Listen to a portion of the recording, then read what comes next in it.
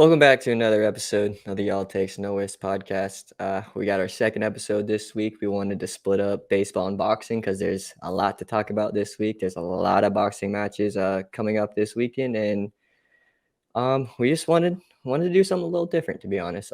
But before we get into it, make sure y'all make sure y'all subscribe, and make sure y'all turn on notifications to know when we post new content. Yeah, go ahead and do that. But as for this week for boxing, we've got a decent amount to get into. You got Vasyl Lomachenko making his return to the ring against Jamaine Ortiz with a good amount of prospects fighting in the undercard. That's going to be an exciting card for Top Rank. And then you got Katie Taylor making her return to the ring after her exciting victory over Amanda Serrano. And then you also have Jake Paul in the ring against Anderson Silva. That's going to be a spectacle, and we're going to get into that. And you also got Jojo Diaz against William Zepeda. That's going to be an interesting fight. Have my opinions on Jojo, but we're going to get into that. This weekend for boxing, you got a number of fighters making their return to the ring after some time.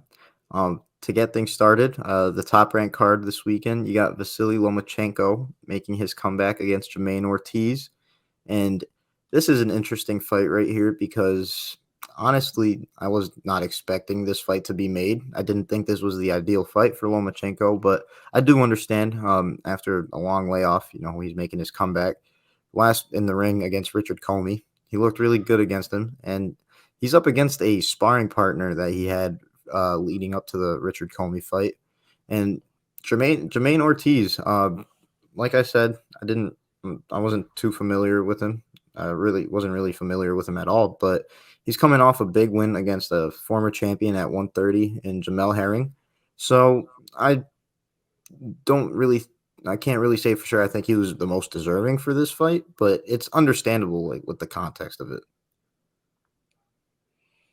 Yeah, I mean, it's going to be a pretty interesting fight. I mean, it's Lomachenko. We got one of the best fighters in the world. Like you said, don't really know too much about Ortiz, but he has beaten a former world champion before. I mean, and he's no slouch after that. But I just really don't see him doing much with Lomachenko, to be honest. He is a southpaw. Southpaws have given Lomachenko trouble sometimes, but I really don't think he's going to be having too much trouble with him after Lomachenko's last fight. He looked absolutely dominant. He looked like he had all his power back. His shoulder wasn't bugging him anymore.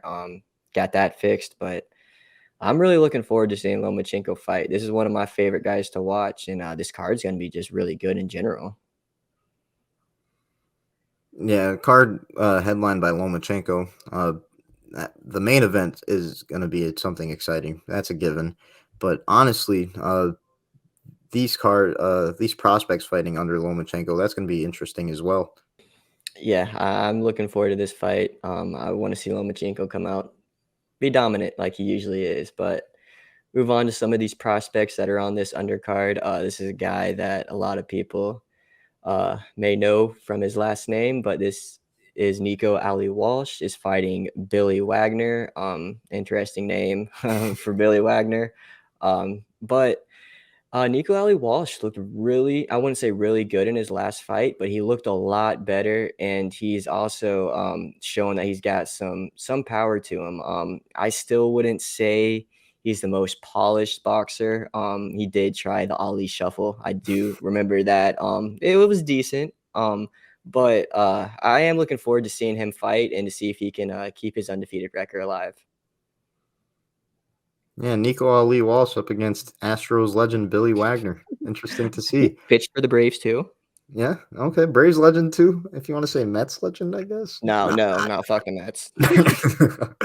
But yeah, Nico Ali Walsh, you said it. He's been steady improving. It seems like he's developing his boxing ability throughout his pro career, which isn't something you see too often, but it's dope to see.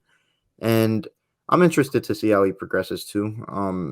I'm gonna be honest. The ceiling I feel like I see for Ali Walsh isn't necessarily like a world champion. I feel like he could get himself into some big name fights. Don't want to say off his name alone, but that's going to be a factor. And he's got a lot of potential to make a lot of money in his career. And as long as he keeps this improvement steady or if he improves drastically too, as long as he's improving and learning as he goes, that's going to be huge for him. My thing is, I feel like if we're going to be seeing this for a while since he's developing through his pro stage, I don't know how soon we're going to see a step up for him, but as of right now, the step up is seeing improved ability. No, yeah, that is true. I didn't really even think about that. I mean, it probably is going to take him a while if he even gets to that level to get into Mhm. title contention, championship contention. So that's going to be really interesting, to be honest. And this will be a good fight for him. See if he can stay undefeated. But this next guy, whew, you talk about some raw power, Richard Torres Jr. Now, this guy isn't the best boxer, isn't the best defender, isn't good technically, but dude has some absolute power that can just put you out in one punch. And I don't know how well that is going to carry for him throughout his whole career, but he's just another one of those guys who I want to see steadily progress. For this fight, I definitely would like to see him go a little longer than 1 round, 2 rounds. I know it's a 6 round fight, but I want to see Torres box. I don't want to see him go in there throwing punches. I want to see him box. Yeah, I feel that. I've been familiar with Torres Jr. for a decent amount of time now, since he was, in the Olympics, and I haven't been too crazy on him, but he's definitely solid. Solid, like you said, the power is definitely there, and I feel like he's technically all right for a heavyweight, but at the same time, I do think his disadvantage as a heavyweight. I'm talking about long term. Like when it comes to if he wants to make his way up, he's undersized for a heavyweight, and not necessarily weight wise, but height and reach. I feel like he's got that disadvantage, but hey, he's got a solid amateur track record, solid start to his pro career so far, and I'm excited to see him get in the ring. Yeah, and before we move on to the next guy, I mean, one thing that I really just don't like with his boxing style is like his hand placement is just kind of, I wouldn't say weird, but like he's always just like moving around, just like I think he's just trying to do too much sometimes. Like it's just weird. I don't really know what I'm trying to say, to be honest, but I don't know. I just want to see Richard Torres get a little better technically. And then I, this dude could definitely make some noise. I see what you're saying. I definitely see what you're saying, to be honest, because it's when you say hand placement. Um, I noticed about Torres. Technically, I feel like all of his power is really is in his hooks. And that's a little one dimensional in a sense. Like it'd be easy for a high level fighter to uh, notice that and then kind of set his game plan to, hey, let's not get caught by these hooks. And Hmm. then at that point, they're just kind of chilling. So I would like to see some versatility in his game. Yeah, and I think he's probably going to be doing that. Don't know too much about the guy he's fighting right now or for this fight, but I probably would think this would be a 4-0 for Torres with another knockout. But we'll see about that. But last prospect on this card that we wanted to talk about is Delonte Tiger Johnson. He's fighting Esteban Garcia. Delonte Tiger Johnson, he's pretty good boxer. I like what I've seen from him so far. And he's just another one of those guys who I just want to see improve. He's kind of like Torres and Ali Walsh. I would probably think he's the most polished out of all these guys for sure. But yeah, I definitely want to see this guy get better too. Yeah, definitely the most polished and honestly most talented of these prospects. Uh, Only 5 fights into his career, though. So, like you said, definitely a lot of room for improvement because that's just the game. Even he can have all the talent in the world right now. He needs that experience. And this is going to be solid right here. I'm not really familiar with Esteban Garcia, but based off his record, outside of Pretty a good. hiccup, really, it seems like he was on a solid track. I don't know the quality of his opponents, but this seems like it's going to be a good little test for Tiger Johnson. And yeah, Tiger Johnson. I like the ring to it, so I'm gonna be following up on him. Yeah, I'm looking forward to following up on this guy's career. I mean, he's already off to a good start. I mean, he's on a Lomachenko card. So, Mhm. I mean, that's a good start right there. But that does it for the Lomachenko card. All these nice prospects. I'm really looking forward to this card. It's on ESPN Plus if anyone's trying to watch it. Don't know what time, but I'm sure it's going to be late as hell. But now it's time to move on to one of the best female fighters. We talked about a couple of them last week, but Katie Taylor is back in the ring this week. She is fighting Karen Elizabeth Carabajal. This is, I wouldn't really say an interesting matchup because Karen Elizabeth, she really hasn't fought outside of her not home country, but South America. She's from South America. She's from Argentina, I think. Um, and I mean, 19-0 is good. I mean, don't get me wrong, 2 knockouts. The 2 knockouts have actually come in her past 3 fights. But I mean, we're talking about Katie Taylor, one of the best female boxers in the world right now. I just don't really see anything really affecting Katie. What do you think about this fight, Christian? Yeah, I agree. Just hearing about Karen Elizabeth's lack of quality opposition.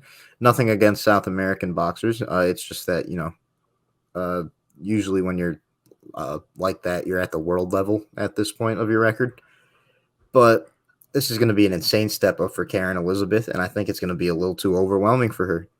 But at the same time, I don't think she's in for a complete ass whooping. I don't think she'd leave the most hurt fighter because Katie Taylor is really reliant on her boxing ability. I think she's going to outpoint her comfortably. But it's interesting.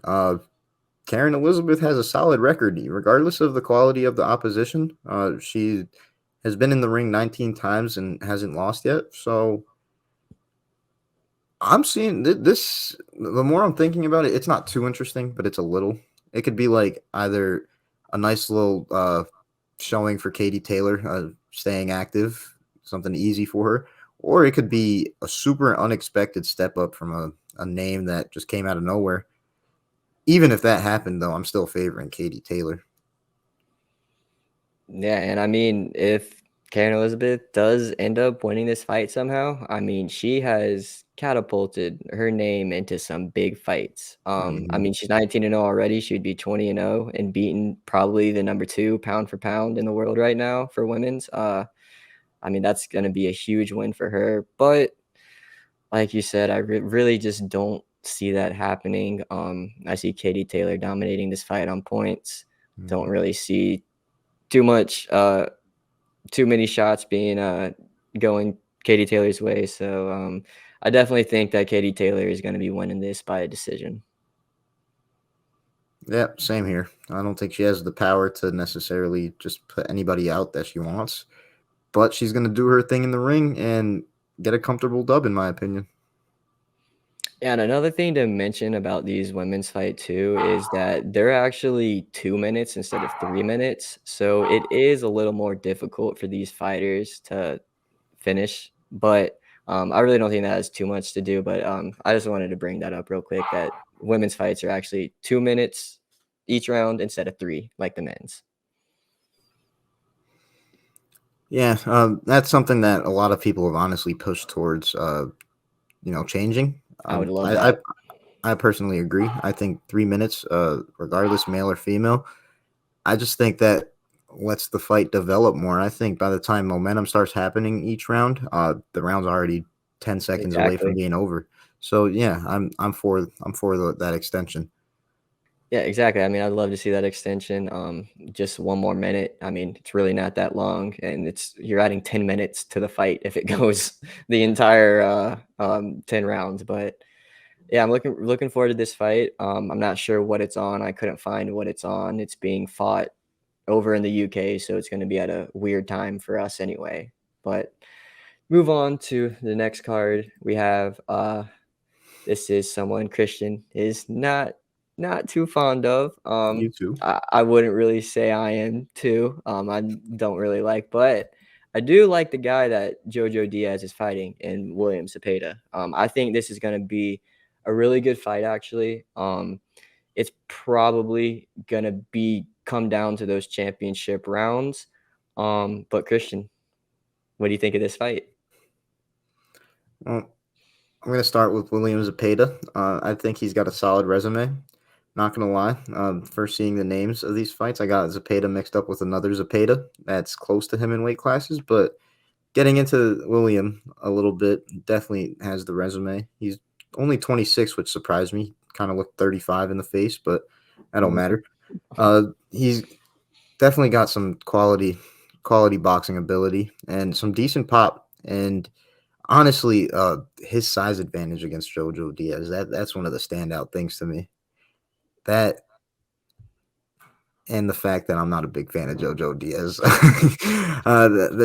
When it comes to Jojo Diaz, it's nothing personal. I think his attitude is fine. I don't think he's necessarily like cocky or anything.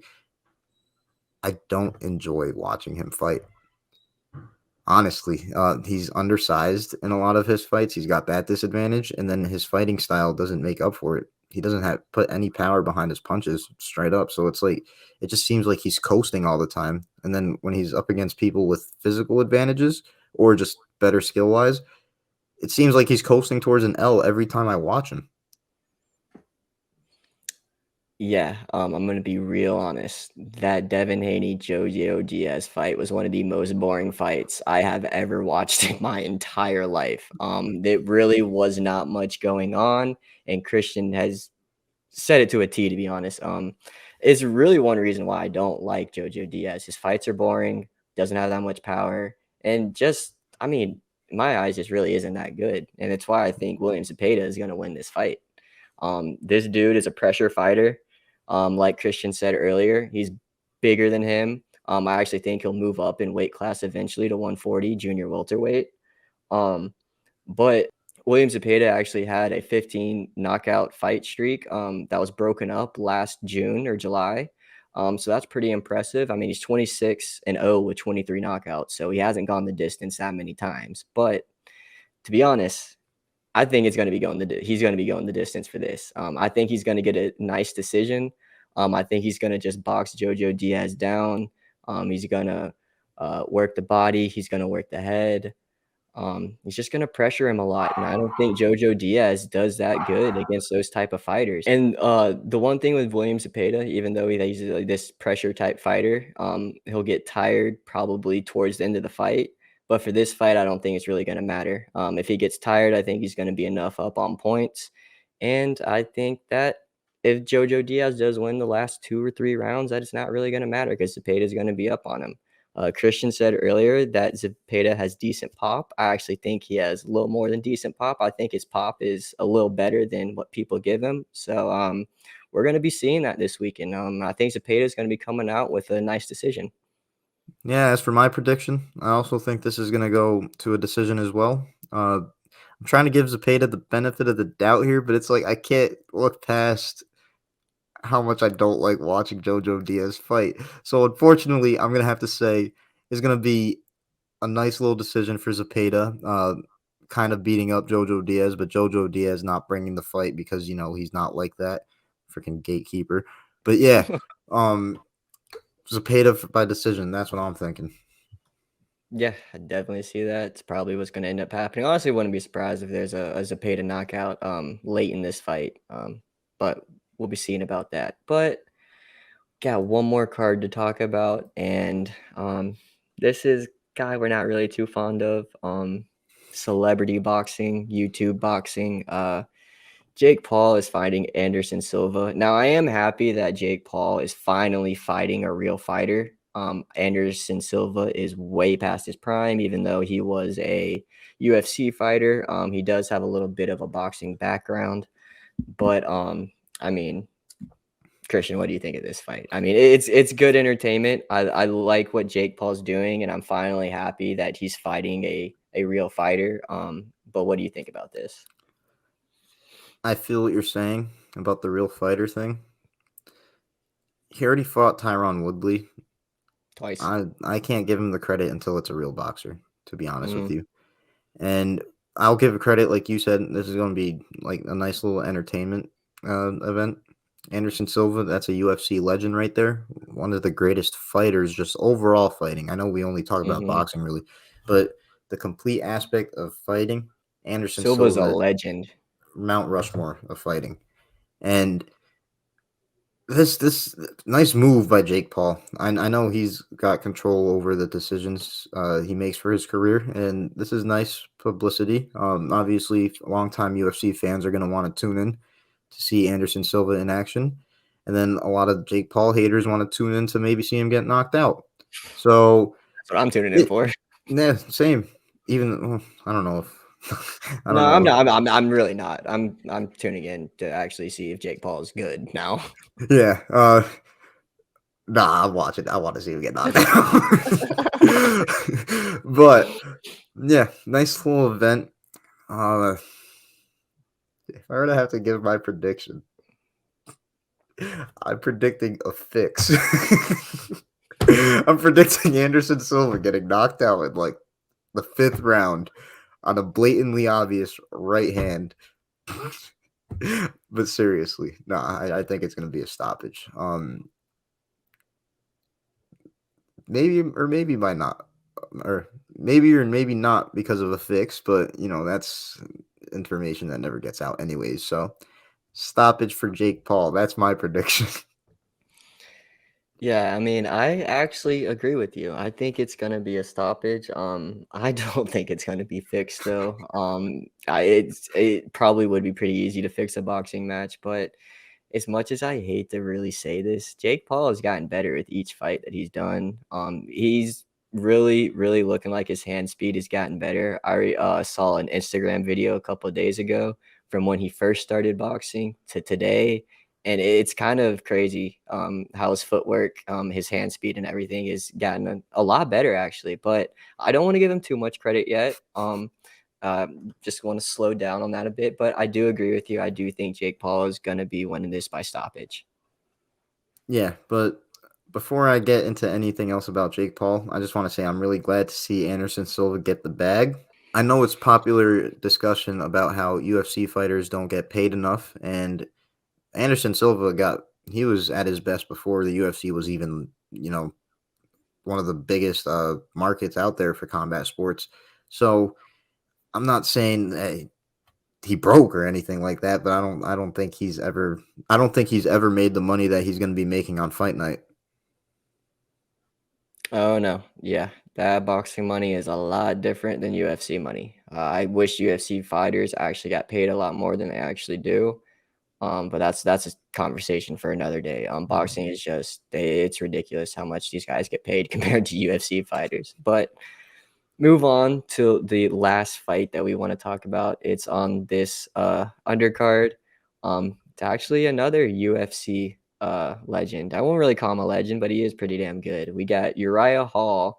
He was a middleweight UFC fighter. He actually is tied for the most knockouts in the middleweight division, and he is actually fighting Le'Veon Bell, the former Pittsburgh Steelers, Jets, Ravens running back. Le'Veon Bell's coming off a knockout against Adrian Peterson that was absolutely brutal, and I'm actually kind of looking forward to this. Le'Veon Bell is really serious about boxing. He says that he has boxed as training and stamina for years now. He started back in, I think, 2019 or 2020 and just really fell in love in it. And that's kind of why he fell away from boxing, to be honest. Or not boxing, he fell away from football. He wanted to get into boxing. And if I'm going to be real honest, he's fighting a knockout artist. So I do not know how well this is going to go for his first professional fight. But Christian, what do you think of this? First off, I think it's pretty funny that he gets a highlight reel knockout on Adrian Peterson, and he gets the confidence to just fuck around and turn pro. Like I know this isn't necessarily like a full on pro boxer, but this is a guy making his pro debut as well. And like you said, knockout artist, longtime UFC household name. 17 And years. yeah, and yeah, I don't really know how this is going to go. This could go very bad for Le'Veon Bell, but at the same time, Uriah Hall could be past his best. Le'Veon Bell could be in better shape, and that could be the difference in this fight. It's only 4 rounds, so honestly, I'm expecting a lot of action early. I feel like these guys know that they don't have to save like all their stamina for the championship rounds because there ain't no championship rounds. So yeah, I'm gonna call a Le'Veon Bell third round stoppage. That I was kind of thinking the same thing. I think Le'Veon Bell is really serious about this. From what everything I've read about, he does want to fight Jake Paul. He said he wants to fight Logan Paul. All these like YouTube. He said he wanted to fight KSI too. But he also did say that he is looking to fight some other professionals too. He is trying to work his way up. He wants to win a championship, and he is a football player. He has that mentality. So I don't blame him, but this is going to be a really interesting first pro fight for him. I'm really excited to see it, to be honest. But this is going to be a really good card too. There's some YouTube boxer or YouTubers boxing on this too, so that'll be interesting to see that. But yeah, I'm really looking forward to this card too. We got 3 really good cards up this weekend, and next weekend we got a really good weekend of boxing too. Yeah, solid weekend of boxing coming up. We've been a little on and off with these weekends of boxing. Sometimes they're bangers, sometimes they're duds, but that's just how the second half of 2022 has been. I feel like there's been a lot of room for better opportunities. Before we wrap up real quick, wanted to mention that Spence versus Crawford is off, Ooh, unfortunately. that's just Um, never gonna happen now. no, I don't think it is. All right, even if it's still in talks behind, I'm not going to say anything until something is signed, because you're going to build it up this much, and then not only is the fight off, Crawford's already signed to fight somebody on December 10th. David, I don't even want to try to I pronounce don't it. It's even like know who this guy is. Avazian. Yeah, Yeah. No, I'm familiar. someone we've never heard of, really. Yeah, I'm like a little familiar with the name, and it's relatively solid, and it's just somebody I don't think is serious for Crawford, especially on short notice. So I'm not entertained by this fight being made. Any fight being made for Crawford that's not Errol Spence, I'm not entertained by it. And it's just that's a big blow to boxing. That's a big issue as to why a lot of people feel like boxing is, I don't want to say dying, but not heading in the right track because the best are not fighting the best. And that's another example of it. Yeah, and honestly, this fight may never happen. Spence said he may move up in divisions, and I don't think Crawford is going to move up at all. So, I mean, we'll see. It kind of sucks because this is something me and Christian, I mean, we've been talking about this fight for years now. It finally came to fruition this year, and now it's just all falling apart literally 3 weeks before it was, or 4 weeks before it was supposed to happen. So, kind of does suck, but we'll settle for what we have for now. The rest of the year of boxing we have is really good. Tyson Fury signed a fight with Derek Chisora. They'll be fighting again, and that heavyweight division is going to be flying around with names here soon. I read earlier today that Usyk said he wants to fight Tyson Fury. He did say he wants to fight Wilder too, but he wants to fight Fury first and then Wilder. So I'm excited to see a bunch of these fights that are happening. That are really starting to happen for next year too. 2023 looks like it's going to start off with a banger too. Yeah, 2023. Hopefully that's going to be another solid year for boxing. I think it's going to be. But we've got a lot of boxing to look forward to this weekend. And I know I said Jake Paul by stoppage. Hopefully Anderson Silva knocks him out. Let's pray and see. And that does it for another episode of the All Takes No Whiffs podcast. This was another good episode. We got a great cards for boxing this weekend. Even though we got some YouTube personalities and some people making their pro debuts, it's still going to be a great weekend of boxing. But before we get out of here, make sure you like, make sure you subscribe, and make sure you turn on notifications. And also, let us know who you think is going to be winning these fights this week, and especially the Jake Paul Anderson Silva fight. I'd love to hear some of y'all's takes on that. Yeah, let us know your thoughts on the Jake Paul and Anderson Silva fight and all the other fights this weekend coming up. You guys can also find us on social medias if you want to let us know there. You can find us on Facebook, Twitter, and Instagram at ATNW Podcast. If you want, you could find my personal Instagram and Twitter at Christian_S52. You can also find mine at ahandy2215. This was another great episode, and we look forward to bringing y'all some great content next week again. But until then, peace. Peace. Watch or read One Piece.